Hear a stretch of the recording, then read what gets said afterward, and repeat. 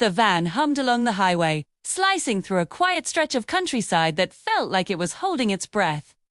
I was keeping an eye on the compass, just out of habit, when I noticed it. The needle, usually so reliable, was acting drunk. It shivered and twitched, refusing to point north. "Harper, you seeing this?" I asked, tapping the glass. She didn't. Look up from her tablet, her blonde hair falling over her red glasses. "I'm seeing something," she muttered, her brow furrowed in concentration. "Weak signals, popping up and then vanishing.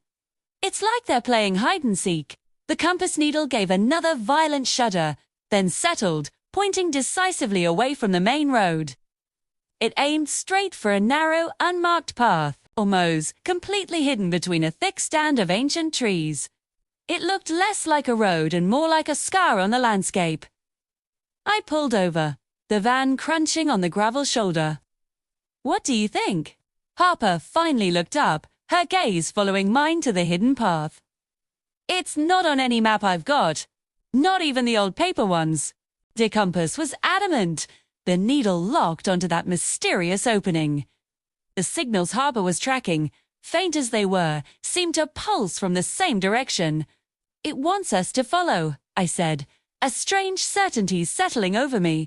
Harper nodded, a glint of excitement in her eyes. "Well, let's not keep it waiting." I turned the van onto the dirt track. Instantly, the world changed.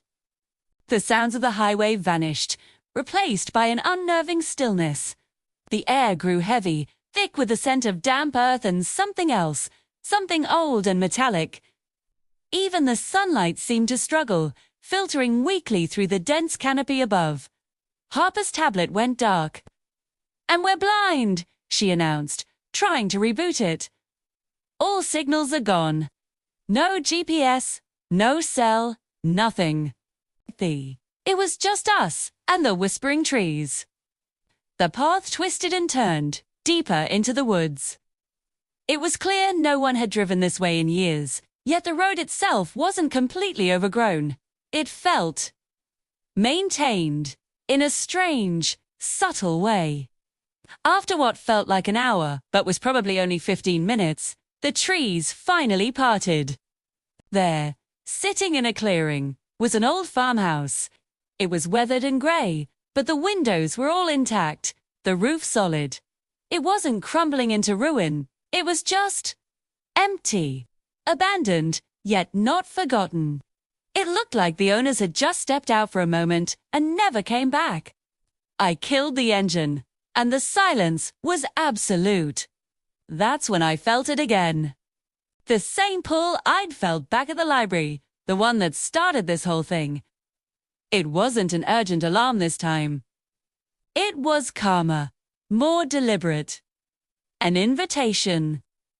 Whatever was inside that house, whatever had been sending those ghost signals, it hadn't stumbled into our path by accident. It had laid a trail, a puzzle for us to solve.